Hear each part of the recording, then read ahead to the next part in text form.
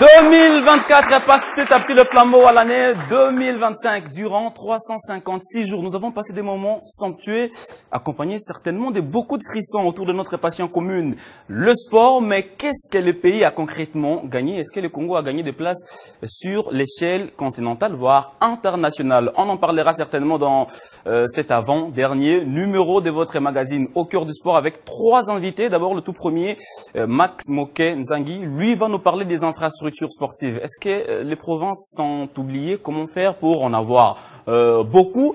Et il va un tout petit peu embrayer sur le championnat national, la Ligue 1, mais également la Ligue 2. Après lui, ce sera bien sûr les tours des GDLUS Coupa qui va bien sûr nous parler des Léopards seniors. Il va nous parler également des Léopards U20, parce que l'année 2024 a été une année vraiment de bonheur pour nos fauves.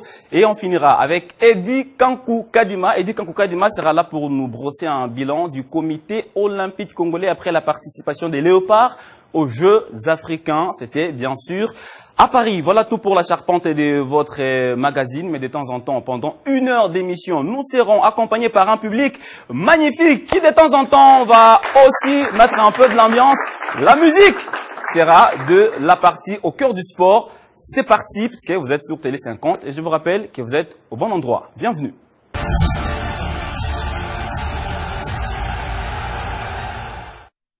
Et sans plus tarder, je vais demander à mon tout premier invité de faire son entrée. Il s'agit bien sûr de Max Moké Nzangi. C'est un entrepreneur sportif, mais également président de MK. Sous vos applaudissements, on va le recevoir. Et voilà. Bonjour président. Est-ce que vous êtes en forme? En super forme. Ah, meilleurs vœux. Merci. Allez, cette chaire, c'est pour vous, c'est pas pour prêcher. Mais c'est pour, voilà, nous donner un peu plus de la matière en infrastructure sportive, mais également en football avec le championnat national. Merci beaucoup. Je crois qu'on est à la fin de l'année et c'est un plaisir pour moi de me retrouver encore au cœur du sport, Télé 50. Allez, merci beaucoup. Prenez place déjà. Merci. Et voilà, entre-temps, on vous présente très vite ce qui sera l'essentiel de son intervention. Il va bien sûr nous parler des infrastructures sportives puisque lui-même évolue bien sûr dans ces secteurs. Ensuite, nous parler aussi du championnat national puisqu'il a un club qui évolue bien sûr en Ligue 2 et il s'agit de MK. Qu'est-ce qu'on peut dire déjà des infrastructures sportives? On a construit les infrastructures lors de Jeux de la francophonie. Jusqu'à là, il n'y en a pas eu d'autres. C'est que nous avons déjà sont suffisants? Merci beaucoup pour cette émission en abordant sur ces points des infrastructures. Pour moi, c'est un plaisir parce que c'est un domaine que je maîtrise. Je suis architecte de profession et également aussi avec une équipe qui joue sur le plan sportif. Nous avons quand même un problème sur les infrastructures, mais sur le plan, je voulais parler du foot, on a un problème réel. Mais sur le plan sportif, il y a eu quand même des avancées significatives au cours de notre participation où nous avons fait participer tous les pays africains aux Jeux africains. À Kinshasa précisément, on a quand même eu beaucoup d'avancées parce qu'aujourd'hui nous avons des infrastructures qui peuvent arriver à accueillir, ça venait même d'accueillir le Chanou, le camp, je ne sais pas, de handball, la finale qui s'est fait jouer chez nous, bravo, là, vraiment c'était, personne ne pouvait s'attendre à ça. Sur le plan, je vais dire, de hand, de basket, aussi nous avons des infrastructures qui sont là. Aujourd'hui, à la capitale, on n'a pas vraiment un problème sur les autres disciplines, où il y en a encore beaucoup. Là, on a pris que les disciplines phares, que tout le monde voit, même sur le plan sportif, c'est là encore on a beaucoup de problèmes, où c'est pas un secret pour personne. Même notre stade, que tout le monde voit que c'est le meilleur stade, aujourd'hui il y a encore beaucoup de problèmes, je veux dire les stades de martyrs, que tout le monde voit, mais nous avons encore beaucoup à faire parce que on nous a quand même laissé un temps pour jouer les éliminatoires de la Coupe du Monde et de la CAN, mais il y a toujours un problème réel parce que ça ne répond pas toujours aux normes FIFA aujourd'hui. Alors, je voudrais qu'on entre dans les vifs du sujet. Est-ce qu'aujourd'hui, on peut affirmer que les provinces sont oubliées puisque nous avons quelques infrastructures à Kinshasa, un peu aussi à Lubumbashi, nos stades sont vétustes. Déjà, s'il faut faire les tours des stades, le stade Jeune de Katoka, le stade Kachala-Bonzola, le stade de Kindu, le stade Lumumba de Matadi, le stade Lumumba de Kisangani, Est-ce que ce sont des infrastructures aujourd'hui qui répondent aux normes? Ben, je dirais pratiquement non, parce que les 99%, je dis que nous avons des problèmes réels. Parce que tout ce que nous avons comme le foot vient de différentes régions. Donc, à part les stades, je vais vous dire, les stades de Martyr, qui a quand même plus ou moins 50%, et les stades de TP Mazembe, il n'y a que les deux que nous avons aujourd'hui en République catholique qui peuvent répondre. Mais celui de Mazembe, c'est à 90%, donc c'est vraiment homologué. Mais sur le plan, je vais le dire et j'insiste, de nos provinces, nous n'avons aucune infrastructure, donc aucun stade qui peut arriver. Je vais donner un exemple bête parce que les autres, je vais arriver.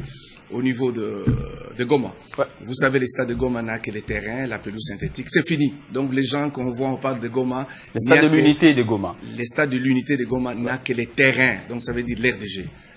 On n'a même pas de vestiaire, on n'a pas. La tribune, c'est un semblant. Donc c'est que quand on s'échange, c'est en mi-temps que les joueurs s'échangent sur l'RDG.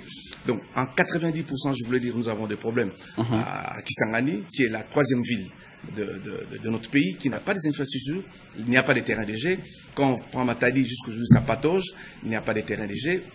Mbujimaï, on a fait semblant de faire quelque chose aujourd'hui. Avec l'air de jeu, mais le gradin et autres, c'est pratiquement en lambeaux.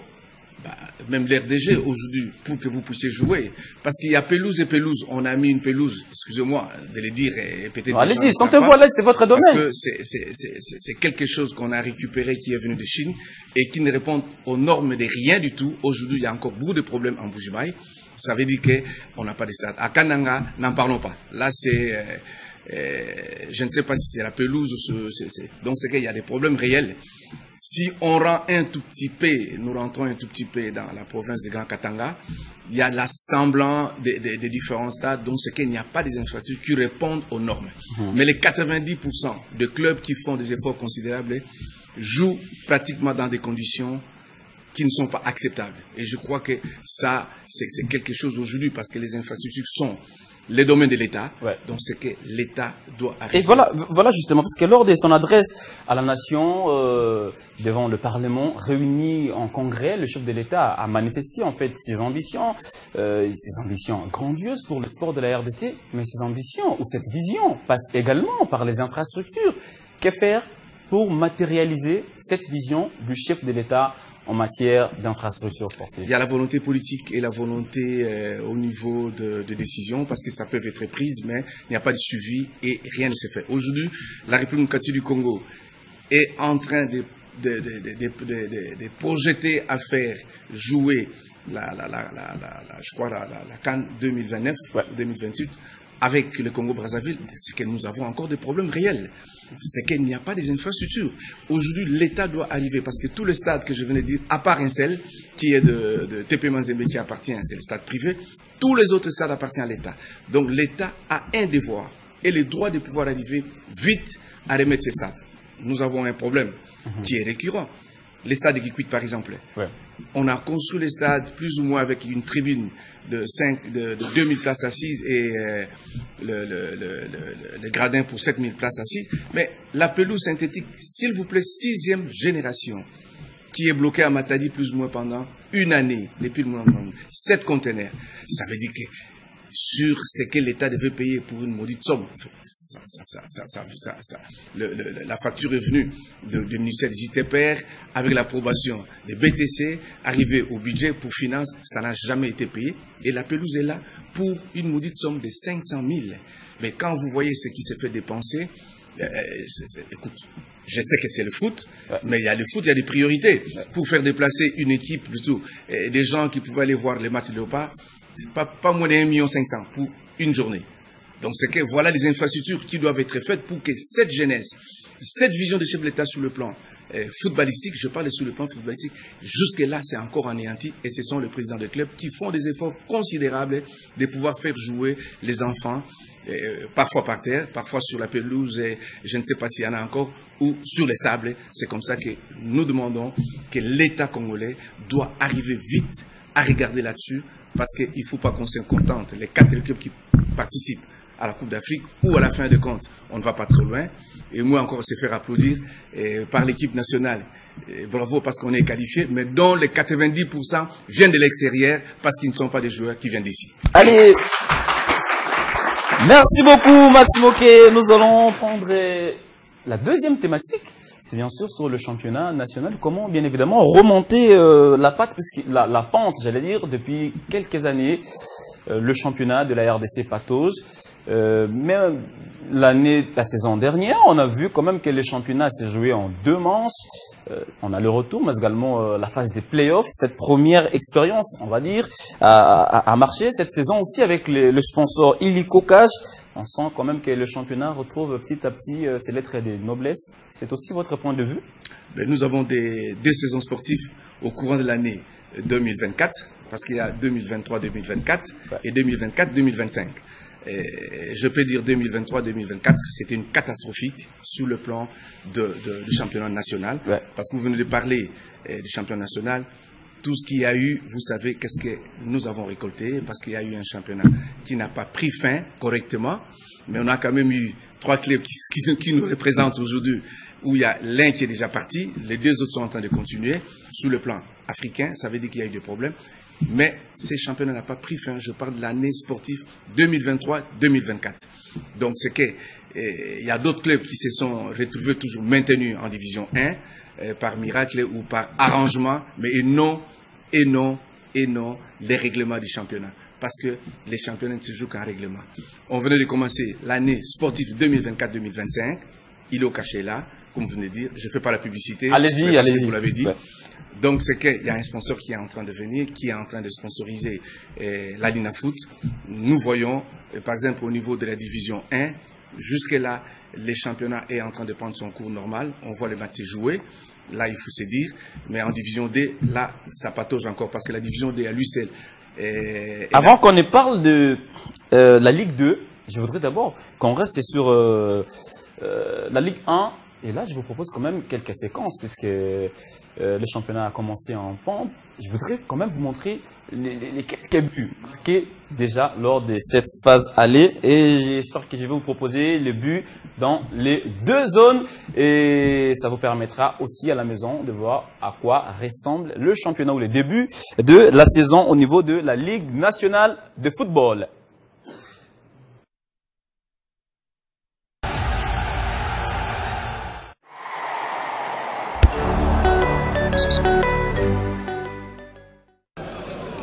Songim Bariko, c'est très bien fait Benkiki Bongoy.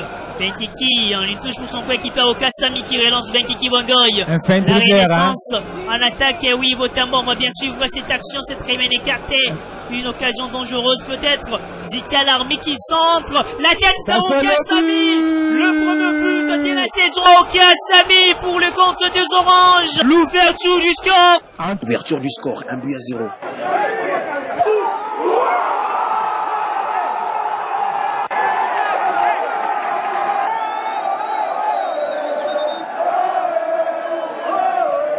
Il faudra maintenant être en mesure d'aller chercher ces petits buts-là qui peuvent presque tout changer, qui peuvent changer le cours du match. Mais si cela n'arrivait pas si tôt, en tout cas, ça risquerait toujours d'être difficile. Oscar Kabouit, finalement, il marque. Il a trop ouvert son pied. Et c'est le premier but de Corbeau, c'est la jeune pépite.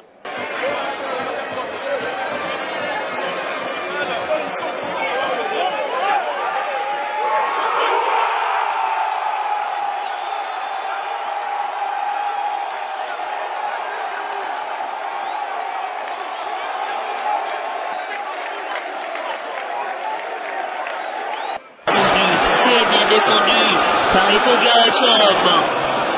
Très bon pour des sapins. Papa Diaka et la déviation pour Moudiga. Papa Télébouma, Ikagalogo Capella. Ikagalogo! Oui! Les 2 points existent! Les 2 points existent, mais bien! De génération en génération! Cet après-midi, c'est Jonathan Ikagalogo! Sous cette passe, c'est lui! Bolaboto va Polissa. Bolaboto, le dangereux Bolaboto. Il est fort cet homme. Bolaboto va Polissa.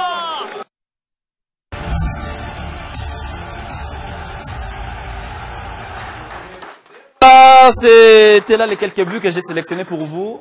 Max Mokinzaghi, question de vous rafraîchir un tout petit peu la mémoire. C'est vrai que de temps en temps, on se retrouve au stade pour suivre les différents matchs de Ligue 1, du moins pour le groupe B. Au moins, ça va, contrairement aux éditions antérieures. S'il faut parler des 3 éditions passées cette saison, au moins, ça promet, en Ligue 1. Ben, je l'ai dit tout à l'heure, qu'avec l'arrivée de sponsors qu'ils ont, et on sent du sérieux qui commence, mais on ne sait pas comment ça va se terminer, parce que ça a bien commencé, mais la fin, c'est tout autre chose. Nous voyons sur le plan technique, les équipes se sont bien engagées, les équipes se sont bien préparées. On sent le fond de jeu, on sent l'engagement et la volonté du président des clubs pour arriver à mettre les joueurs en place et faire déplacer. Vu qu'on a beaucoup de problèmes financiers, mais les présidents des clubs mettent quand même des moyens pour que le club se déplace. Donc, ce que je voulais dire sur le plan technique, on sent qu'on est en train d'avoir un championnat qui peut arriver à faire remonter les niveaux de notre foot en division 1. Enfin, je ne vois que la zone ouest. Oui, et en Ligue 2, parce que vous y évoluez, comment ça se passe déjà, le championnat? Ben, le début. Le début, il faut se dire que ça commence toujours encore en pataugeant, ça se trébuche parce qu'on est en train de voir les reports et des reports parce qu'on ne sait pas pour quelles raisons. Peut-être les raisons des terrains. Tous les reports sont souvent justifiés. Oui, mais je vais dire ceci, quand on te fait un report parce que on ne sait pas pour quelles raisons, parce qu'on vous dit qu'il y a un problème réel au niveau de stade, parce qu'aujourd'hui, à Kinshasa, on n'en a que 2 qui peuvent abriter les championnats de la division nationale. Il y a Tata Raphaël et les Martyrs. Et même au niveau de province, on doit se déplacer, aller à Bandundu. Et un club qui te fait 3 jours dans le véhicule pour arriver, c'est tout un problème. Donc ça veut dire que même des infrastructures routières nous posent un problème. Aller à Matadi, c'est plus ou moins les 5 heures qu'on faisait aujourd'hui, c'est plus ou moins 12 heures. Donc c'est qu'il y a un problème qui se pose de ces côtés-là, parce qu'en soi, la division 2 en République catholique Congo, nous avons plus ou moins 70 clubs ou 76 clubs. Alors, que doit-on faire pour que le championnat, je parlerai bien sûr de la Ligue 1 et la Ligue 2, ne se joue pas par intermittence? Ben, je crois que cette année, on est déjà, il faut se dire bouclé, parce qu'il y a les règlements qui est sorti, il y a les calendriers qui est sorti, donc il sera difficile de bouger encore. Mais la saison sportive 2025-2026, ça, je crois que ceux qui vont arriver pour diriger la Fédération congolaise de football association et ceux qui vont diriger aussi, parce qu'il y a des élections qui se pointent, la Linafoot, on doit trouver une autre formulation pour que nous puissions avoir un championnat direct avec plus ou moins 20 clubs en division 1 et 20 clubs en division 2, parce que notre championnat est les copies. Nous avons tenté l'expérience du championnat direct, ça n'a pas aussi marché avec les problèmes d'avion. Aujourd'hui, je crois que ces problèmes-là, on n'en parle plus, parce que notre pays vient d'avoir plus ou moins une nouvelle société qui vient d'être, c'est Air Congo, et nous avons qui vient d'avoir des avions, parce qu'il y avait qu'un seul compagnie qui était l'autre, je ne sais pas, je vais parler de CA. Aujourd'hui, nous avons 3 sociétés d'aviation qui ont plus ou moins une flotte qui est là. Donc la saison sportive, je parle de 2025-2026, nous devons y penser à autre chose, parce que ça sert absolument à rien de pouvoir avoir des zones qui vont nous amener toujours. Mais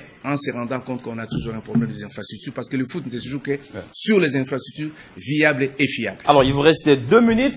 Je vais très bien vous gérer pendant ces 2 minutes. Comment vous jouez en fait les championnats avec les arbitres de la commission ou du département? Est-ce qu'il y a aussi ces problèmes-là au niveau de la Ligue 2? Ben, écoute, normalement, ça, je dois dire, il faut disons des choses claires. Normalement, les arbitres qui font partie du championnat national sont les arbitres accrédités par la fédération, qui les mettent à la disposition de la Linafoot. Mais qu'est-ce qui se passe? Je crois que ça, c'est le problème qu'il y a eu même, un petit problème, où la Linafoot ne peut pas prendre à lui seul un arbitre qui ne lui a pas été désigné par la commission des arbitrages au niveau de la fédération, dont la fédération envoie la liste à la Linafoot. Ça, c'est un problème, parce que qui chapeaute, qui a tous les arbitres, c'est la fédération. Donc, il envoie la liste, mais il ne faut pas que un arbitre qui n'a pas été sur la liste pour faire jouer un match de la division 1 ou division 2 et que la l'INAFOOT les choisisse, parce que là, à ce moment, c'est les problèmes que nous avons, parce que ces problèmes d'arbitrage, c'est un problème réel au niveau de la République, parce que déjà, il y a des clubs qui commencent à se plaindre, parce que ça ne marche pas. Allez, parce que ça ne marche pas, mais au moins avec les Conons, on sent que les choses vont bon train, jusqu'ici.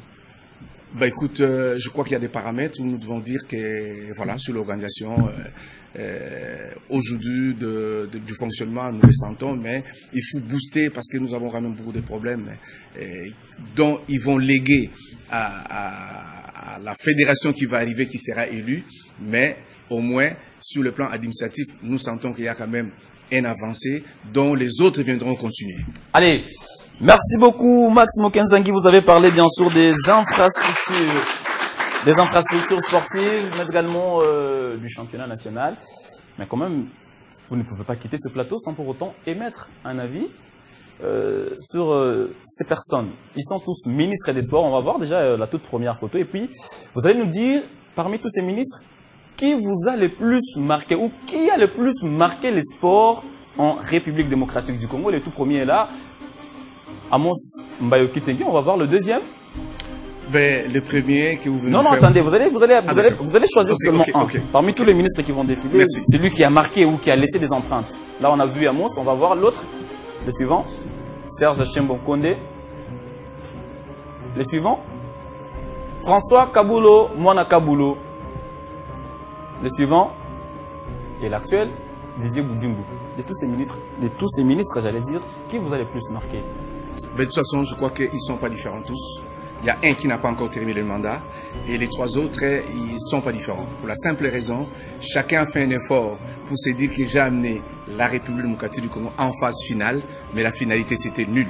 Parce que pour que nous puissions rentrer avec quelque chose, c'était la coupe à ramener à la maison. Donc ce que je veux dire, tous trois sont les mêmes. Ils sont partis. Ils sont les mêmes, ils sont bons, ils sont mauvais. Mais allez-y! Ils stagnent. Ils ont stagné, ils n'ont pas pu nous amener très loin. Il y a eu beaucoup de problèmes administratifs, les problèmes financiers, les problèmes d'organisation et les léopards, donc ils géraient. On est parti qu'en phase finale, c'est là je dis qu'ils sont stagnants. Les derniers, ou l'actuel, bravo, il nous a amené encore comme les autres. Mais il y a quelque chose de très important qui l'attend, c'est la participation de la République démocratique du Congo en phase finale de la Coupe du Monde. Son plus grand défi maintenant, c'est nous amener en Coupe du Monde. C'est à ce moment-là qu'on va l'applaudir. Mais par contre, pour le moment, il est comme tous les trois autres. Donc, merci beaucoup, Maximo Kenzangi. C'était le tout premier intervenant de ce magazine Au cœur du sport. L'avant-dernier, bien sûr, de l'année 2025. Alors, merci d'être venu. On vous souhaite meilleurs vœux, bonne année 2025. On espère vous retrouver en bonne santé en 2025 déjà avec cette chanson des Toro Toro. Nous allons parler football, mais avec les léopards, parce que nous avons exhibé beaucoup de pas de danse lors de la CAN en Côte d'Ivoire, en faisant bien sûr San Pedro, Bouaké, Yamoussoukro, Korogo, sans oublier Abidjan. Max, on vous libère. Sinon, voilà, passez une heureuse fin d'année 2024. Et votre porte est là. Merci beaucoup. C'est sous les applaudissements, j'allais dire, du public. Merci. Merci à tous les téléspectateurs qui sont en train de Télé 50, que je souhaite bonne année 2025. Et à vous tous qui nous regardez à la maison, aussi bonne année 2025. Merci à tous les journalistes de Télé 50, particulièrement vous. Merci, vous avez été toute la saison impeccable. Merci beaucoup. Allez, votre sortie est là. Mesdames et messieurs, on va maintenant recevoir le deuxième intervenant. Lui va bien sûr nous parler des léopards. Ah oui, c'est vraiment son assiette, c'est vraiment sa chambre. Il va nous parler des léopards U20. Il va aussi nous brosser un petit tableau sur le football féminin, s'il aura certainement le temps. Lui également aura 20 minutes pour, bien évidemment, nous faire ses bilans annuels. Et on va d'abord prendre ces morceaux des Toro Toro, parce qu'on a dansé ces morceaux dans différents stades. C'était bien sûr en Côte d'Ivoire. J'ai des Luis Coupa dans quelques instants.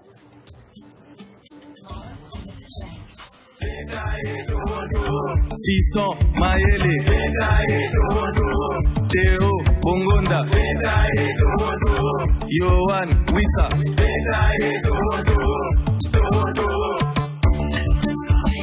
L'immaturité dans la chanson, c'est pas un mais c'est bien. Sur cette barre, avec ce démarrage de Béchac, il y a Béchac, le sort.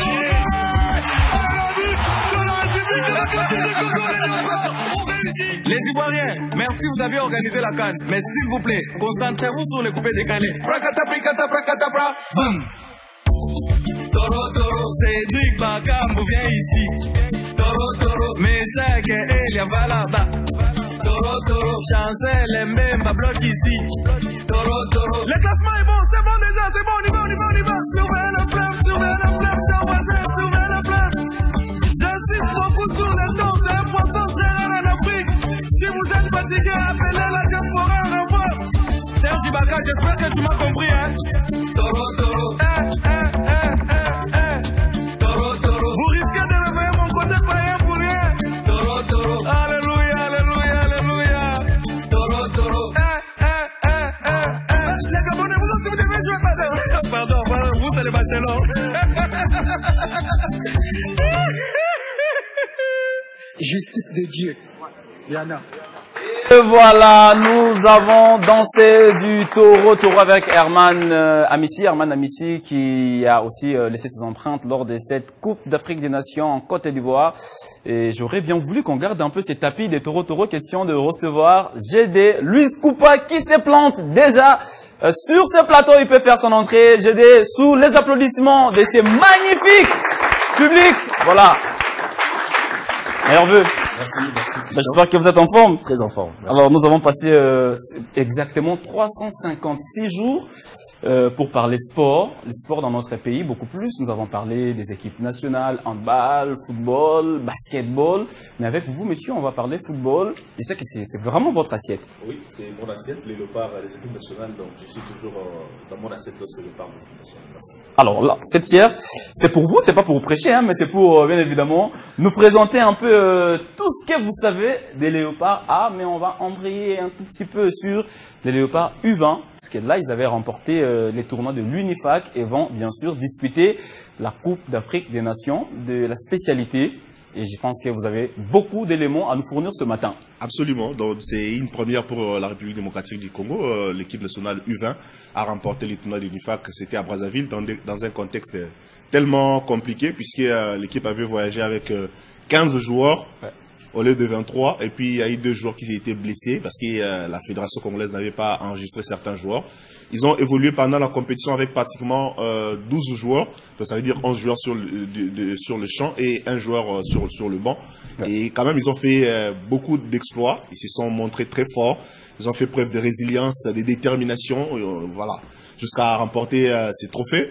L'équipe conduite par Guy Boukassa a ramené... Allez, on va parler là, vous partez déjà vite en besogne. Bah oui, hein. Je voudrais qu'on commence par les léopards. Ah, monsieur, puisque nous avons commencé l'année avec ces léopards, c'était quand même de la plus belle des manières. C'était bien sûr en Côte d'Ivoire lors de la 33e et la 34e, je crois. La 34e, si ma mémoire ne me trahit pas, de la Coupe d'Afrique des Nations en Côte d'Ivoire. On a été un peu sur le nuage cette saison ou cette année avec les léopards. Et messieurs, regardez déjà les images de la Côte d'Ivoire. Beaucoup de souvenirs déjà pour la participation de la RDC à cette CAN. Oui, beaucoup de souvenirs puisqu'il y a beaucoup de souvenirs parce que personne ne nous attendait à ce niveau-là. Déjà que nous étions très mal partis lors des éliminatoires. Hector Cooper, qui était le récent entraîneur avant l'arrivée de Sébastien Desabre, nous a laissé sur 2 défaites. Nous avons perdu ici contre le Gabon et nous avons perdu encore contre la Libye. Et voilà, et puis, pardon, c'était contre le Soudan. Ouais. Il fallait remonter la pente rapidement et les changements a été faits. Sébastien Desabre est venu avec un autre projet pour la CAN 2025, mais il y a eu un bonus. Il nous a qualifié, il a remonté la pente, il a rappelé le cadre de l'équipe nationale, il a mis en place un effectif rapidement en place. Ouais. Nous avons gagné 2 matchs contre la Mauritanie en double confrontation, le Gabon et le Soudan. Terminé premier de ce groupe-là et s'est qualifié pour cette CAN-là. Personne ne nous attendait. Mais contre toute attente, en Côte d'Ivoire, il y a eu des surprises. La RDC a fait preuve des performances. Nous avons montré que nous étions une nation qui était capable de rivaliser. Il suffisait de mettre du sérieux et nous avons tous vu que avec le sérieux apporté par Desabre, nous avons fait un bon résultat jusqu'à terminer 4e. C'était un exploit. Nous avons vibré ensemble. Outsider dans un groupe constitué du Maroc, de l'Égypte, de la Zambie. On se disait peut-être s'il faut prendre les 2 premiers, plus un meilleur 3e, ce sera peut-être le Maroc, ce serait aussi c'était pas l'Égypte, le Maroc, soit la Tanzanie aussi, parce qu'il y avait la Zambie. Nous, on se disait, bon, les plus importants étaient de voir comment c'est ici ou c'est qualifié au deuxième tour, mais finalement, nous avons surpris beaucoup de gens, parce qu'en faisant face au Maroc, en huitième de finale, nous avons éliminé un autre géant du continent, c'était bien sûr l'Égypte. Est-ce que pour vous, c'était une surprise? C'est une surprise, je dirais non. Au début, c'était une surprise puisque nous ne nous attendons pas à ce niveau-là. Après, au fur et à mesure, dans la compétition, nous avons vu que la RDC avait beaucoup de qualité. Ils étaient capables de faire mieux. D'ailleurs, on s'est procuré beaucoup d'occasions dans presque tout le match. Il y avait ces problèmes de finition. Nous n'avons pas concrétisé nos actions. Mais la RDC a montré qu'au fil de match, nous pourrions montrer de bonnes choses. Le premier match contre la Zambie, on a fait un match nul, 3 matchs nuls consécutifs dans notre groupe. Mais le match référence était contre le Maroc. C'est très remontada. Nous étions menés au score. La RDC est revenu. Nous avons fait une très belle prestation et à se qualifier contre l'Égypte en huitième de finale. Battre l'Égypte dans son jeu. Son jeu, ça veut dire les tirs au but, c'était pas facile. Et quand même, la RDC a montré que... Alors dites-nous, vous êtes humain. Là, on est en train de voir la science fatidique des tirs au but.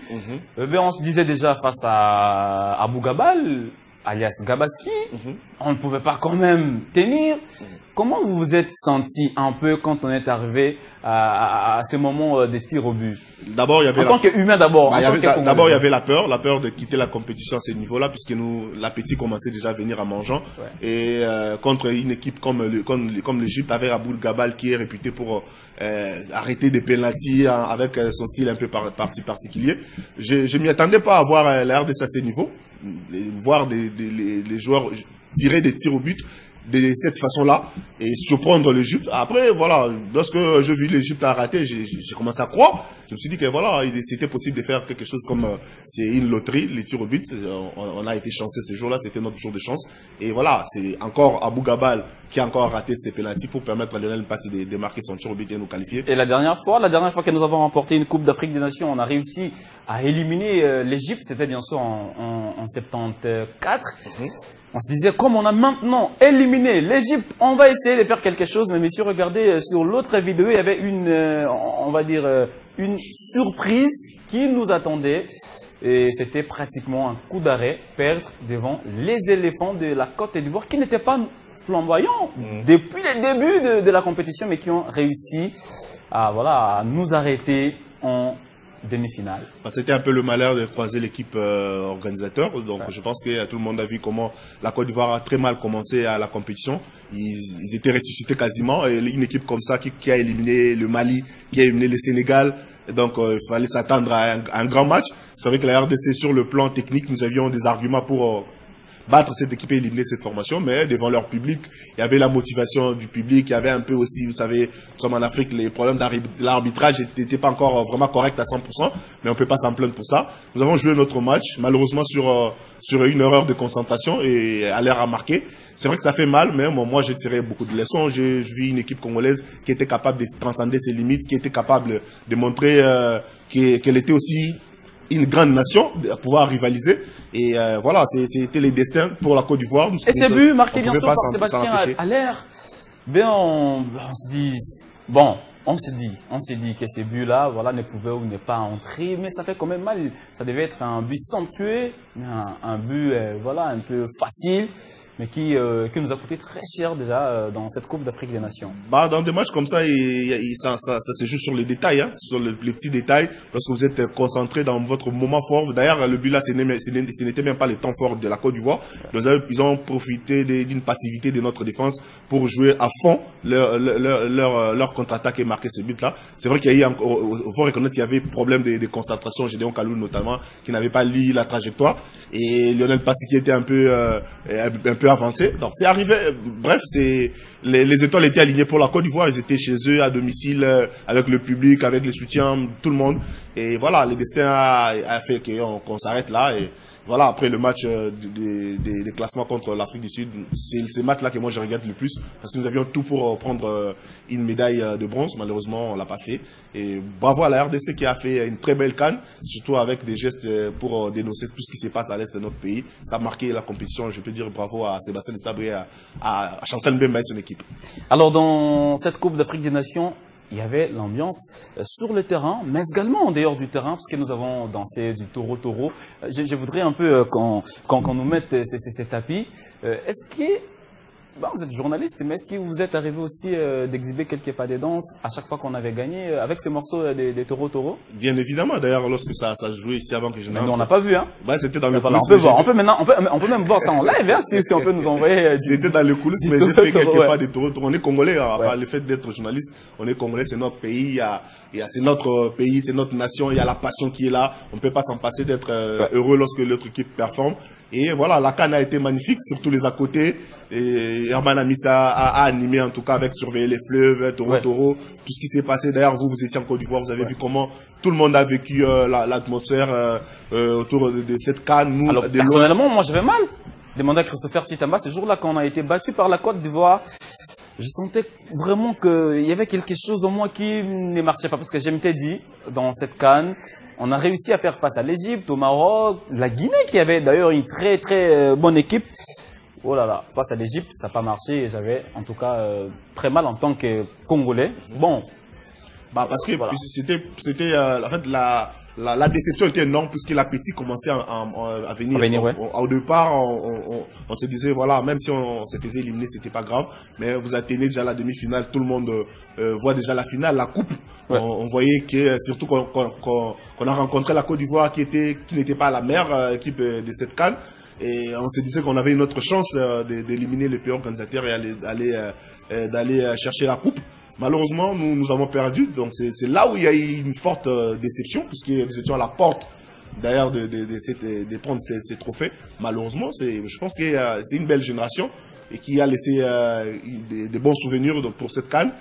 J'espère que ça sera, ils vont jouer sur la continuité la CAN au Maroc l'année 2025. Ça va être encore, on va encore performer puisque nous aurons appris de nos erreurs et j'espère que nous avons renforcé d'ailleurs certaines lignes comme le portier, Lionel Passy qui n'a pas été à 100% meilleur. Et depuis que Dimitri Berthaud est là, nous avons vu que voilà, le perche, ça rassure. Et dans certains postes, je pense que nous avons quand même travaillé sur nos faiblesses et nous avons relevé la pente. La preuve, on est qualifié après 4 journées. Donc c'est des bons augures. Allez, c'est des bons augures. Si vous venez de vous joindre à nous, nous sommes bien sûr en direct et nous parlons.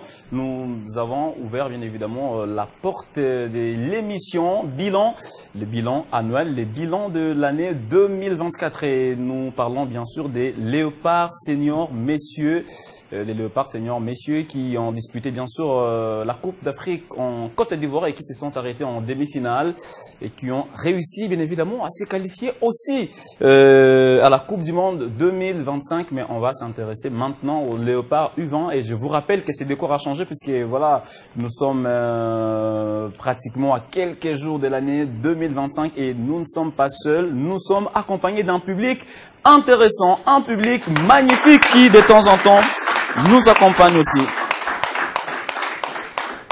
Et voilà messieurs, avec vous on va parler des Léopards U20. Ils ont brillé des mille feux au tournoi de l'Unifac en battant même les Diables Rouges du Congo-Brazzaville. 2-1, c'était le score final de cette rencontre. Vous en parlez tantôt.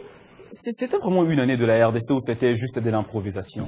Bon, je ne parlerai pas de l'improvisation puisque nous avons quand même des gens qui travaillent, qui ont travaillé pour que nous ayons des résultats, notamment des sélectionneurs. Le bémol, c'est que ce n'est pas un projet qui a été adopté par tout le monde. Ça veut dire la fédération qui n'a pas un plan pratiquement, l'État congolais qui n'a pas non plus un plan sportif, mais il y a quand même des gens, des hommes qui viennent avec leurs projets, qui mettent en place le travail des fonds et ça donne des résultats. En parlant de l'équipe senior dont on évoquait, tout le monde sait qu'il y a Sébastien Desabre qui porte ces projets. C'est lui qui incarne les performances de l'équipe nationale. C'est pratiquement pareil avec Florent Ibengue par le passé qui était venu avec son projet à lui.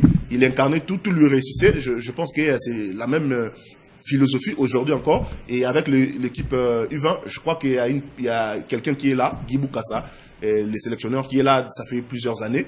Il y a un travail de fond, il a perdu beaucoup de matchs, il a été critiqué et tout, mais bon, il n'a pas abdiqué, il a mis en place son équipe de jeunes qui a remporté cette coupe. D'ailleurs, tantôt je parlais de comment nous avons remporté ces trophées avec dans un contexte où il n'y avait pas suffisamment d'effectifs, les joueurs étaient blessés, nous avons joué quasiment amoindri, diminué, mais les garçons ont fait preuve de résilience, de force, de patriotisme surtout. Ils ont mouillé les maillots et des images qui ont choqué. Ils pleuraient de joie. Ils ont porté vraiment cette équipe nationale de la RDC et ça fait plaisir de voir qu'il y a des garçons qui sont capables de défendre les couleurs nationales et en dehors de nos frontières, bien sûr, et remporter les coupes comme ça, ce n'est pas anodin. Ce n'est pas anodin. Il faut vraiment féliciter ces enfants parce que ça reste dans les annales. Et demain, ils seront des léopards. Ils vont garder dans leur tête que ils le sont déjà, parce que là, des léopards seniors, bien évidemment. Effectivement. Et ils sont qualifiés pour la CAN U20 qui va se jouer en Côte d'Ivoire. Je crois que c'est tellement mérité. Et on va soutenir cette équipe à fond comme on a toujours soutenu toutes les équipes nationales. Alors, on va les soutenir à fond comme on les fait avec toutes les équipes nationales. Mais messieurs, lors de ces tournois de l'UNIFAC, il y a quand même deux garçons qui ont essayé d'éliminer de la tête. C'est bien sûr Tony Talassi et Ibrahim Matobo. Est-ce que des vraies pépites déjà pour le football congolais? Bah oui, hein, ils sont des pépites. Hein. Il y a Tony Talassi qui joue les Anges Verts en championnat Ligue 1. C'est un joueur de 19 ans, je crois. Ouais. Et Ibrahim Matobo des Aigles du Congo, des joueurs qui ont de l'avenir, qui ont du talent. En tout cas, moi, je ne peux que leur souhaiter bonne chance. Déjà qu'ils sont aussi convoqués avec l'équipe Chan. Ouais. Et donc, ça veut dire qu'ils arrivent à gravir des échelons et ça, c'est bien. Moi, il y avait beaucoup de joueurs. C'est vrai que les deux ont un peu sorti la tête de l'eau, mais il y avait beaucoup de joueurs qui ont fait sensation. Et je pense que la génération entière là, il faut vraiment conserver cette génération. Il faut que ça soit délaissé parce qu'on l'a vu plusieurs fois. Il y a une meilleure génération après une année après ils sont délaissés. Si on encadre cette génération, déjà les Chancel Mbemba et les autres sont dans la trentaine, ils vont partir. On prend cet effectif. La plupart, ce sont des joueurs formés ici, si pas tous d'ailleurs, qui jouent aussi dans notre championnat. Ils se forment ici. Il faut les encadrer, il faut les mettre dans les meilleures conditions et ajouter quelques 3, 4, 5, voire 10 binationaux pour renforcer cette équipe. Ça sera la formation locale, le produit local. Moi, je pense que ce sont des jeunes à surveiller de près. Il ne faut pas qu'ils s'enflamment non plus, parce que nous savons tous que lorsque des joueurs performent, il y a des agents véreux qui viennent, qui proposent des marchés en Europe et des fois, ça ne marche pas. Il y a beaucoup de joueurs de talent qui sont éparpillés comme ça en Europe, dont on ne connaît plus l'issue. Ouais. Je crois que ces jeunes doivent rester calmes auprès de leur président de club qui les encadre depuis un bon moment et jouer à fond. Et les champs qui est là sera encore une vitrine pour aider à exprimer leur talent et pourquoi pas montrer de bonnes choses pour signer plus tard dans les meilleurs clubs européens si les meilleures offres se présentent. Alors messieurs, on va parler du championnat d'Afrique des Nations, c'est peut-être le dernier point parce qu'on va faire d'autres bilans la semaine prochaine avec les Léopards.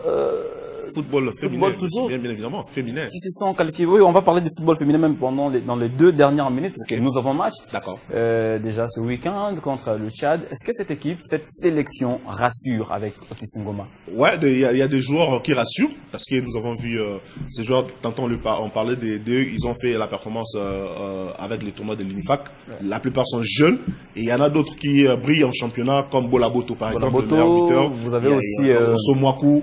Les joueurs de Mazembe, Oscar Kabouit. Oscar Kabouit, qui d'ailleurs a été appelé chez les sélectionneurs. Je crois que Otis Ngoma a la meilleure équipe possible en tout cas. Il a fait sa sélection. C'est vrai qu'il y a encore d'autres qui sont restés. Il y a toujours ce problème-là. L'équipe ne peut pas faire l'unanimité, malheureusement. Mais moi, je crois que cette équipe de la RDC, si elle est bien encadrée, que Otis Ngoma, le coach Otis Ngoma, qu'il ne se complique pas la vie, qu'il mette chaque joueur à son poste, qu'il essaie un peu de faire, surtout un 11 de départ meilleur, puisque vous pouvez avoir des joueurs de qualité, mais si vous ne savez pas associer les profils et les talents, la symbiose ou la cohésion, ça peut prendre encore du temps. Moi, je sais que c'est une très belle formation.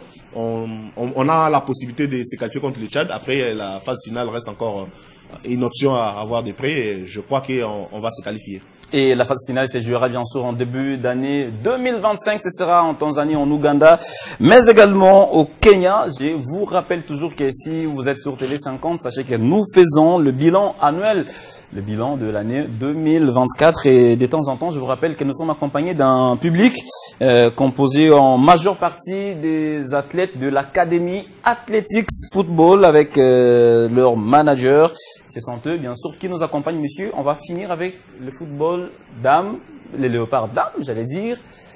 Là-bas aussi, qu'il y a du positif.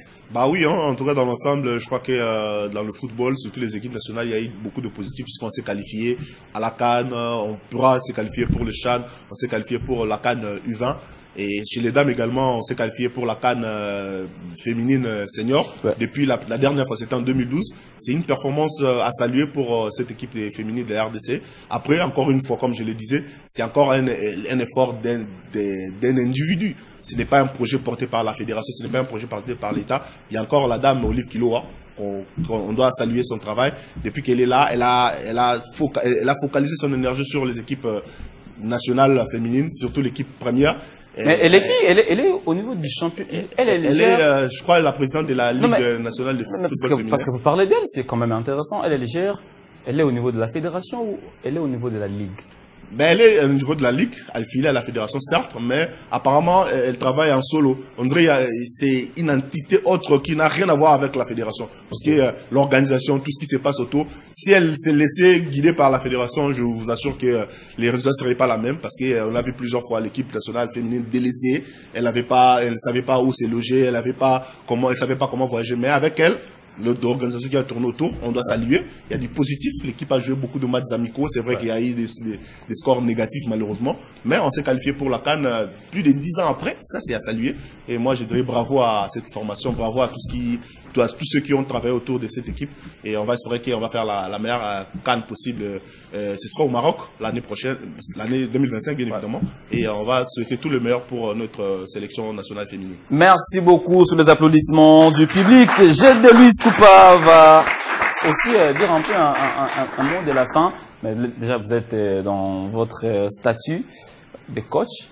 Considérez-vous maintenant Sébastien Desabre? Ah oui. Alors vous avez beaucoup de joueurs dans votre liste, mais on vous demande seulement de choisir un seul numéro 9.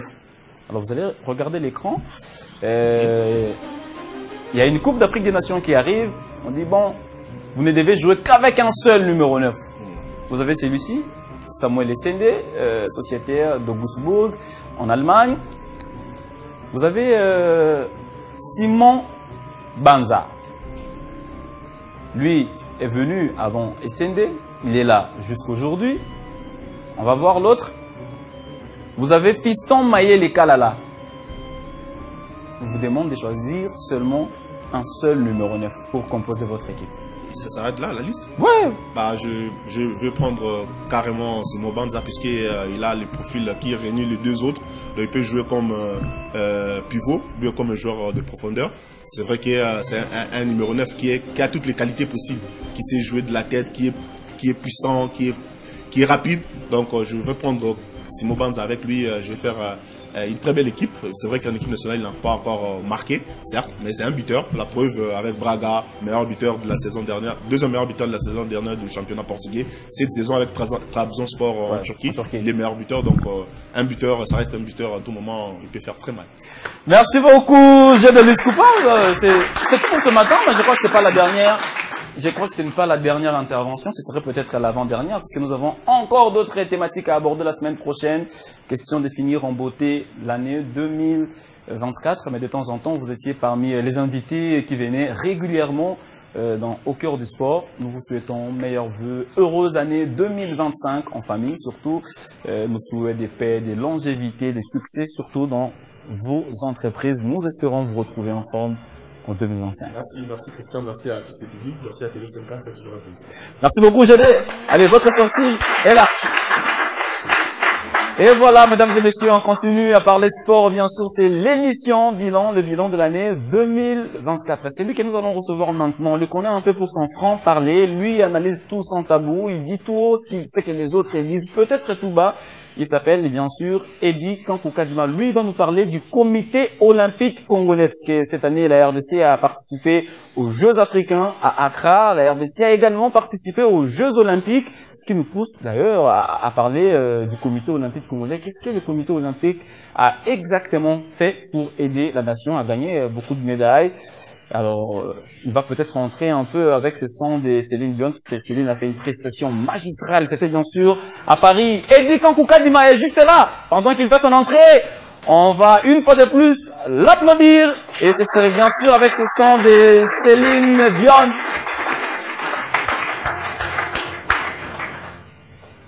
C'est vrai qu'à Chapin, comme d'habitude. Hein. Cette musique, ça vous inspire? Oui, cette musique m'inspire. La voix elle avait disparu de caméra, mais c'était une musique avec cette voix. Elle a fondu en forme, mais pas en voix. Elle est restée garée. Tout ce que vous avez dit, peut-être qu'on n'a pas compris. Tenez un peu, fait exception à tenir. Vous avez dit quoi? Ok, j'ai dit que Céline Dion m'a surpris de la voir avec pas son visage, mais avec sa voix. Elle a maintenu sa voix. Elle avait disparu des caméras, mais elle a refait surface lors des Jeux Olympiques de Paris, mais avec une voix qui accroche et une voix exceptionnelle. Merci beaucoup, Eddy. Alors, vous serez accompagné d'un public magnifique qui est avec nous, composé en majeure partie d'Athletics Academy, de jeunes académiciens, voilà, qui de temps en temps apprécient ce que vous faites. Nous allons parler bien sûr du comité olympique congolais. Cette chaire vous appartient. Et c'est bien sûr sous les applaudissements du public. Eddy Kankou Kadima. Rebonjour. Bonjour Christian Bokaya, bonjour aux téléspectateurs, les fidèles surtout. C'est lui qui suit régulièrement cette émission, les majors Papi Bambolé, aussi redevabilité toujours de les saluer. Mais aussi, je n'oublie pas ces publics que vous qualifiez de magnifiques, que je confirme aussi que le public est magnifique. Ah, vous avez confirmé. Alors ils vont encore applaudir. Question de vous déstresser un tout petit peu. Alors Eddy, on a été aux Jeux africains, on a été aux Jeux olympiques. Qu'est-ce qu'on peut retenir du positif dans le bilan du comité olympique congolais? Merci Christian Bokaya Doucouré. Je pense qu'un bilan, nous sommes à la fin de l'année, mais aussi ça coïncide avec la fin de mandat du comité olympique congolais. Tout le comité est fait mandat. Je crois que l'année prochaine, on doit organiser les élections. Un bilan est fait sur 3 plans. Le plan technique, le plan financier, le plan administratif. Ces 3 tableaux qui caractérisent une administration sportive, publique ou encore, que sais-je encore. La participation à une compétition non que la conséquence d'une bonne organisation. Maintenant, il va falloir regarder avec des lunettes pour voir est-ce que les participations des différentes disciplines, les cas du comité olympique congolais, est fruit d'une bonne organisation ou des efforts de la fédération. Parce qu'il y a d'abord une fédération et le comité olympique fait office de la coordination. Sur le plan technique, c'est la fédération des fédérations. Le comité olympique gère en elle plusieurs disciplines, notamment les disciplines à caractère olympique et non olympique. C'est-à-dire, nous allons maintenant scruter, voir à l'intérieur, est-ce que le comité a bien travaillé pour qu'on en arrive là, ou c'est les efforts des fédérations, des membres de la fédération, et que les comités olympiques veulent se tirer la couverture. Et comme nous sommes aussi fait mandat, ça serait une occasion pour les électeurs de se faire une idée sur les personnes à voter et à renouveler confiance lors du prochain mandat. Du positif, c'est quoi? C'est ma question. Du positif au niveau du comité olympique congolais, c'est l'expérience en matière de participation. Nous avons organisé ici les Jeux de la francophonie, nous avons organisé la CAN de la boxe, nous avons organisé la CAN dames de handball en RDC. Sur le plan de l'organisation, nous, qui jadis, la RDC à l'époque, étions incapables de tenir une organisation parce que nous n'avions pas une infrastructure de qualité, mais avec l'avènement du Jeu de la francophonie et une volonté politique imprimée par les présidents de la République, nous avons su acquérir une infrastructure capable de nous permettre d'organiser les différentes compétitions. Donc je crois, si hier les comités olympiques congolais participaient aux compétitions dans d'autres nations, aujourd'hui nous avons organisé chez nous, c'est-à-dire en termes d'expérience, comment est-ce qu'on organise, comment est-ce qu'on accrédite, la sécurité, et tout ça, c'est du positif du côté du comité olympique congolais. Et je pense que c'est l'unique aspect que je trouve, moi, positif du côté du comité olympique congolais. Je parle du comité, en commençant par son président jusqu'à la sentinelle. Alors, si on comprend bien, c'est tout ce qu'on peut retenir du positif dans le fonctionnement du comité olympique congolais cette année. Cette année, je pense que c'est l'unique chose que je considère du positif au sein du comité olympique congolais, du comité, parce que l'année prochaine, ce sera les élections. Et le négatif? Les négatifs, j'allais dire que le comité a excellé dans les mal. Comment ça? Les superlatifs n'existent pas, mais les superlatifs dans les mal existent du côté du comité olympique congolais. Si je parlais de 3 tableaux, vous prenez les tableaux administratifs, les tableaux techniques et les tableaux financiers. Aujourd'hui, sur le plan administratif, les réunions au sein du comité olympique congolais ne se tiennent plus. Les assemblées ne se tiennent plus. Il s'est tenu une assemblée pour présenter un auditeur qui venait pour auditer les comptes du comité olympique congolais. Ça signifie déjà que c'est un échec.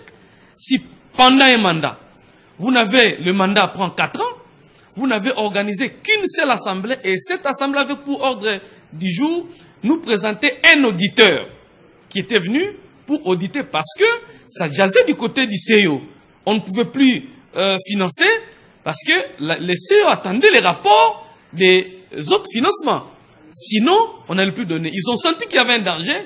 Ils ont convoqué dans la précipitation une assemblée pour faire un semblant et présenter un rapport qui jusqu'aujourd'hui, je suis en train d'enquêter plusieurs doutes même de la qualité de l'auditeur, mais aussi d'un travail qui a été fait du côté du comité olympique congolais. C'est pourquoi j'interpelle la deuxième direction chargée des activités sportives d'interpeller aussi le comité olympique congolais. Si la deuxième direction est dure, ferme devant les fédérations, mais je pense que cette direction doit aussi être dure devant le comité olympique congolais. Une structure qui ne tient pas ses réunions pendant 4 ans. Mais pourquoi elle doit exister? Elle ne doit pas exister. Lors d'une assemblée, je pense que les sociétaires doivent dans l'ensemble rejeter ces rapports et dissoudre le comité en place parce que je ne peux pas accepter que 4 ans que vous ne puissiez pas organiser les assemblées. Ouais. Les réunions au niveau du comité olympique congolais ne se tiennent plus. Les réunions du comité, je parle du comité, en commençant par les présidents, les secrétaires, les premiers vice-présidents, les deuxièmes vice-présidents. Si la réunion est convoquée, c'est pour parler argent.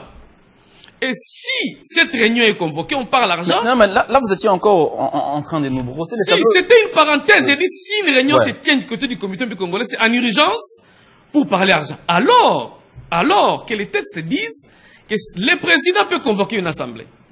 Si le président ne convoque pas, les 1/3 des membres peuvent, à leur tour, demander au président la tenue d'une assemblée. Et le président a l'obligation de convoquer parce que, statutairement, c'est le président qui a le droit de convoquer une assemblée. Et le président, qui ne sait pas convoquer des réunions d'assemblée, et tous les membres du comité olympique congolais aujourd'hui sont complices parce qu'ils avaient les devoirs ou encore les moyens d'interpeller leur président pour convoquer une réunion. Ce président vit en odeur de sainteté avec tout son comité? Selon mes informations, non. C'est fusilé. C'est fusilé. Le président a choisi les hommes qui sont acquis à sa cause. C'est là où le président collabore. Les autres, ce sont des diables. Et vous allez comprendre qu'au niveau du comité olympique congolais, si vous exigez la légalité, si vous exigez tout ce qui est à la règle, vous êtes ennemi de la présidence. Vous ne pouvez pas exiger tout ce qui est légal. Vous devez attendre la volonté du Tout-Puissant. Vous devez attendre la volonté de la... Le Tout-Puissant, c'est Dieu, quand même, Eddie. Oui, mais il y a des gens qui se Attention considèrent... avec les adjectifs, hein, les qualificatifs. Oui, mais... Le Tout-Puissant, c'est Dieu. Oui, il y a des gens qui se considèrent comme des Tout-Puissants, qui pensent qu'ils sont Tout-Puissants, alors que le Tout-Puissant, il n'est pas avec nous ici. Ah, non, il est avec nous. Il est parmi nous. C'est le Saint-Esprit avec nous. Donc, vous allez comprendre que le fonctionnement au niveau du comité olympique congolais sur le plan administratif, je vous dis que le fonctionnement est opaque. Cherchez un document si vous allez trouver. Si ce n'est pas la volonté de la présidence. Et comment sont gérées les finances au niveau du comité olympique congolais? D'après mes informations, les finances sont gérées par les présidents et son financier. Les deux. Les présidents décident et ordonnent et les autres n'ont pas droit. On vous invite dans une réunion. Ça, c'est une histoire qui m'a été racontée. Je ne sais pas si c'est vrai ou faux. Bon, je crois qu'il y a des vérités, il y a des mensonges dedans. C'est-à-dire, on vous dit, nous avions reçu un 50 000. Bon, dans les 50 000, on va faire ça. Bon, vous tenez d'abord $500 pour le carburant. Vous êtes au nombre de combien? Vous tenez d'abord 500. Bon, le reste, à la prochaine réunion, nous allons vous donner tous les éléments. À la prochaine réunion, il n'y a pas eu de réunion jusqu'à aujourd'hui. Ah bon? Donc, c'est-à-dire, le cas des Jeux Olympiques, vous allez, jusqu'à présent, on ne nous a jamais bossé un rapport. Là, j'interpelle Christian Matata, qui est le président de la mission. Et Matata doit nous donner des explications claires. Parce qu'il est aussi du comité olympique congolais. Il est membre du bureau. Il est membre du bureau. Je crois que Mais c'est lui qui doit convoquer la réunion ou c'est le président qui doit faire? Vous avez tantôt, je vous prends au mot. C'est vous qui avez dit, c'est tantôt le président qui ne veut pas convoquer des réunions. Matata seul ne peut pas quand même. Matata est chef de mission. Tout donner. Matata est chef de mission. Est-ce que Matata a interpellé les autres membres? Parce que c'est lui qui doit faire les rapports. Les rapports de Matata doivent contenir tous les éléments de la mission. Entre autres? Ben, les éléments techniques, chacun a son rôle. Matata gère aussi les finances? Non, Matata ne gère pas les finances. Matata devait avoir les rapports financiers pour inclure. Venant du financier qui a fait des dépenses. A-t-il reçu déjà ces rapports financiers? Ah, mais c'est la question que je pose à Christian Matata. Il doit nous éclairer. Pourquoi jusqu'à présent, les rapports des Jeux Olympiques ne se retrouvent pas? Pas seulement les rapports financiers. Les rapports globaux des activités aux Jeux, parce que ça fait partie du bilan, ça fait partie des éléments qui constituent le bilan du comité olympique congolais. Et là, je pense que je ne peux pas incriminer tous les comités, parce que Christian Matata, il doit nous donner des explications. Si ça bloque quelque part, il doit nous dire là où ça bloque. Mais je pense qu'au niveau de la présidence du comité olympique congolais, il y a un problème. Au niveau de la présidence, il y a un problème. Et comme nous sommes à la veille des élections, comme le président Amos Mbayo, qui est le président du comité olympique congolais, pourquoi j'interpelle le président? Pourquoi? Le président a le devoir d'imprimer une marque de gestion de sa structure. Et je pense que quand vous êtes élu président, c'est vous qui conduisez la navire et plutôt les bateaux. Vous devez demander, donner des instructions, donner des lignes à suivre. Et celui qui ne suivra pas devrait être sanctionné.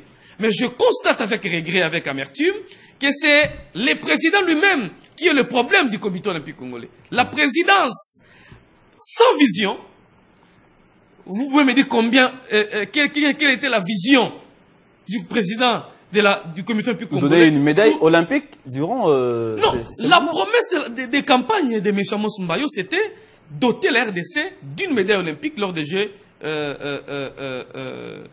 Jeux Olympiques. Jeux Olympiques. Malheureusement, mais nous venons de participer, nous n'avons même pas reçu une médaille en bois. Ah non, les médailles en bois. Mais c'est ça, nous n'avons même pas reçu une médaille en bois. Ça va. Mais l'autre problème aussi, c'est que les moyens du gouvernement n'ont pas suivi. Parce que pour gagner une médaille olympique, les gouvernements devraient aussi s'impliquer. C'est pas l'apanage seulement du comité olympique congolais. Parce que déjà les bourses, les frais de solidarité, les fonds de solidarité ne venaient pas. Qui t'a dit ça? Mais on nous a dit que les fonds ne venaient pas. Mais vérifie. Le coq a démenti. Mais je parlais avec des athlètes. Je parlais avec des sources. Le cas de Marcela Sakobi. Marcela Sakobi devrait recevoir combien? Et le coq a disposé combien? Seul l'ASCONI, où on a payé directement au Sénégal, il a pris part. Parce que les fonds ont été payés directement. Moi, je pense qu'aujourd'hui, s'il faut revenir sur ce qui s'est passé, la gestion du comité olympique congolais sur tous les plans était mauvaise. Alors, je vous regarde encore. Financier et administratif était mauvais. Je pense que ce comité a atteint ses limites. Comme le comité n'a plus une année devant, c'est question de demander seulement que ce comité nous laisse. Alors là, on est en train de voir Marcela, on va l'écouter. On va écouter ce que Marcela Sakobi a dit. Après son élimination aux Jeux Olympiques de Paris, parce que Marcela, c'est parmi les athlètes qui, tenaient mordicus à offrir au pays une médaille olympique. Et qui ont obtenu la qualification sur terrain. Alors, on va écouter Marcela Sakobi, écouter aussi les encouragements du président du COC. Ça fait partie, bien sûr, du bilan.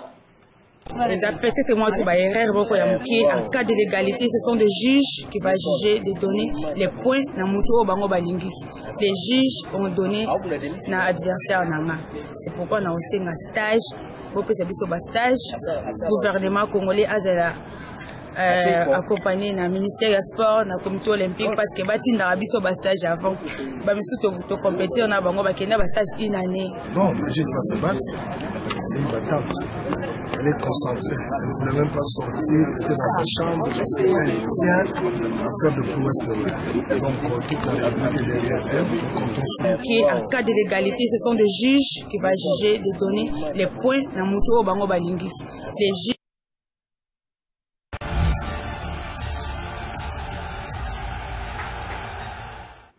Et voilà, nous sommes de retour sur ce plateau, bien évidemment, pour chuter déjà avec Eddie Kankou. Vous avez suivi Marcella Sakobi, resté à Paris depuis ces Jeux Olympiques, et Amos Mbayo. Amos qui a dit peut-être à la fin qu'il faudrait peut-être prochainement compter sur la grâce divine.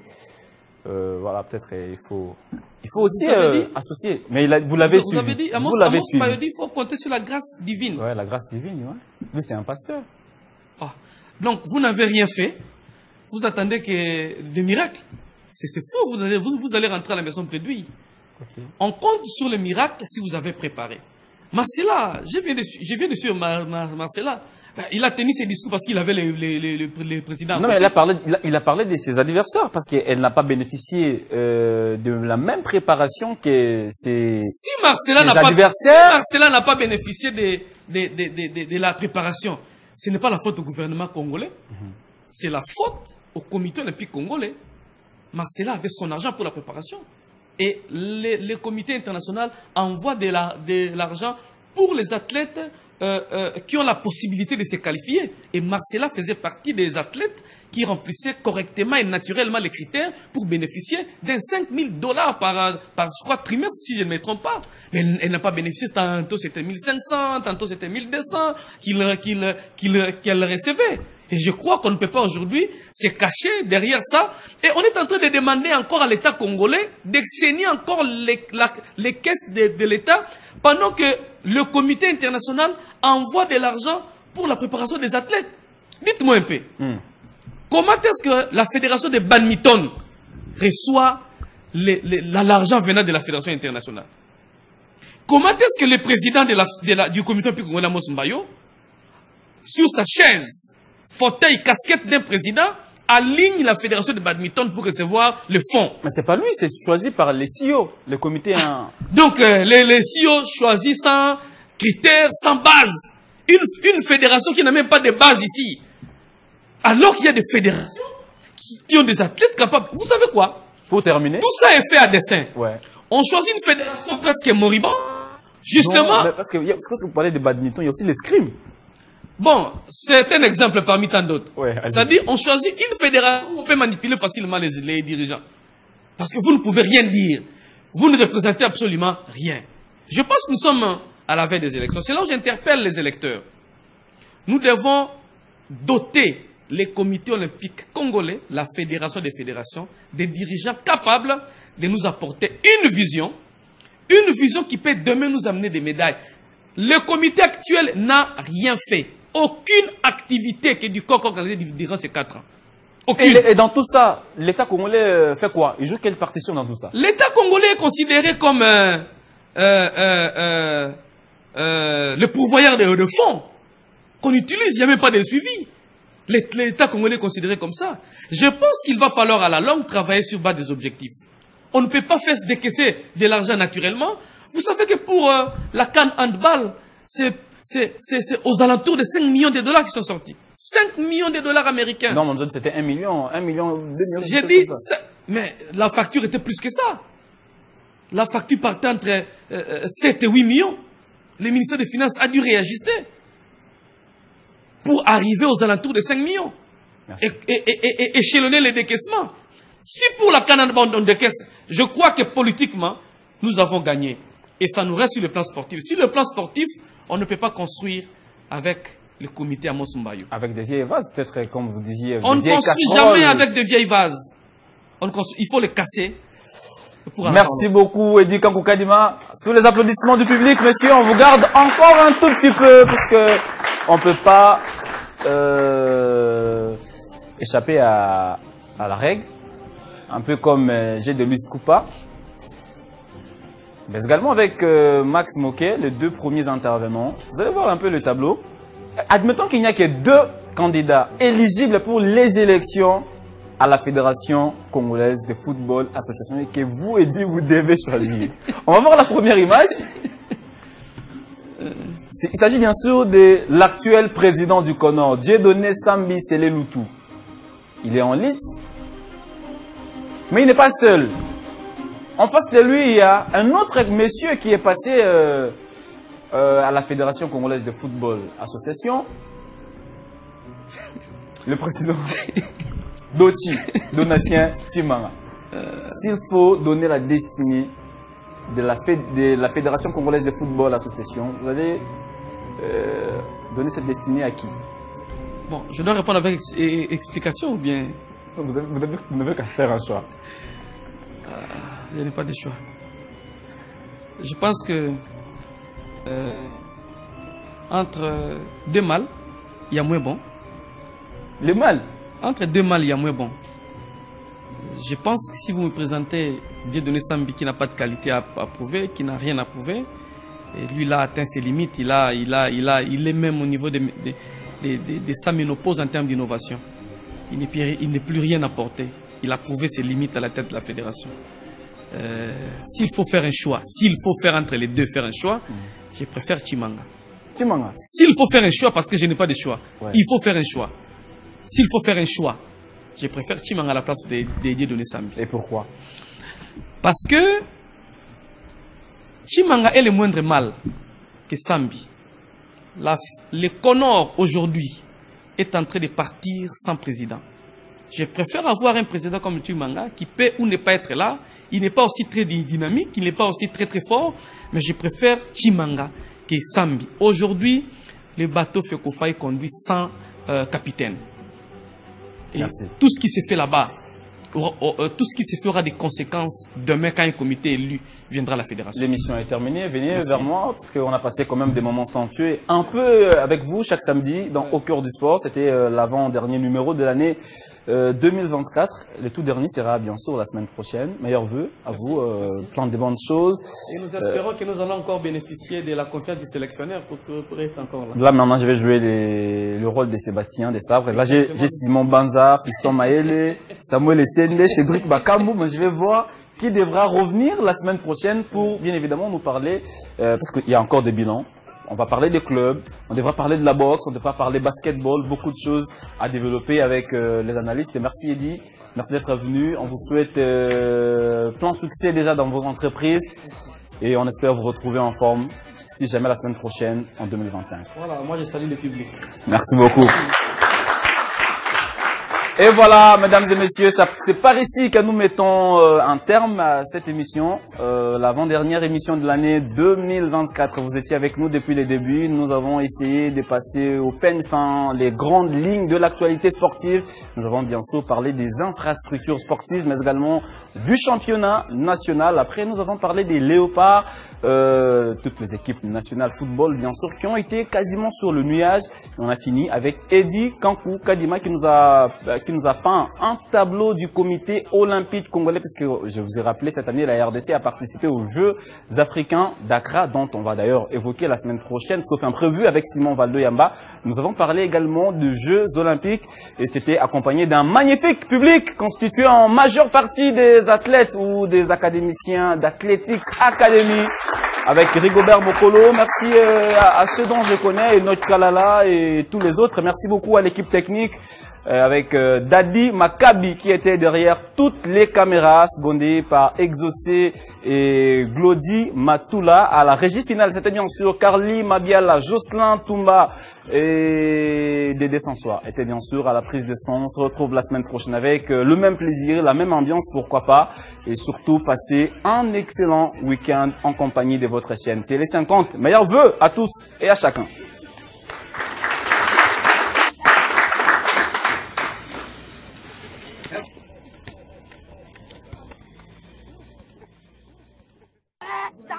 La Côte d'Ivoire, inspirante d'hospitalité, reçoit l'Afrique. Jour de fête. C'est quoi? Et vous savez pas?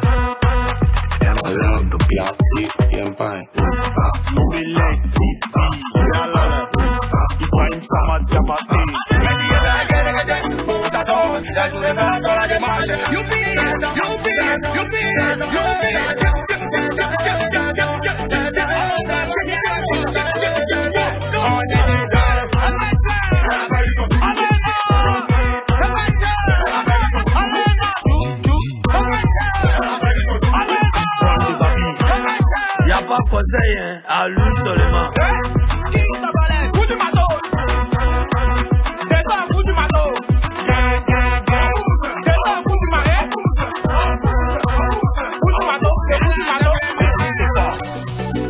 ça pourquoi. Yakou Guerrera, hommage à toi, président King Saga. Venez danser, la cativale dans l'Afrique, ça va chauffer. Y'a aussi le pain. Ici c'est la danse de la regardez comment on met tout le monde, tout le temps pour s'enlever. Africain, on est les biens, on est toujours debout, on n'est jamais fait. Maggie Dollar de Los Angeles, Junior Dollar, Marco Diallo, Président M13, le Club Banker, Mika Pérez, Toali, ambassadeur.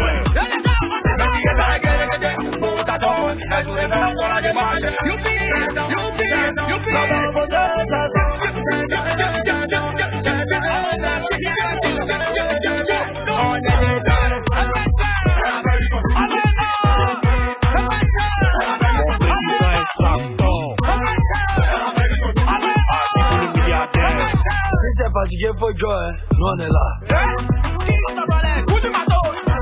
Et puis Fan André, C'est ça, coup du matos. Oloba, C'est ça, coup du marais. Pupi Papillon, Yalla, Yalla, Yalla, Ibeto, Enfi des Genèves, Habo, Momo Ayak, شرفته على بلد البيا. Lucas le diable, Emery Poitou le Valentin. Y'a pas état d'esprit, hein. On est venu pour gagner.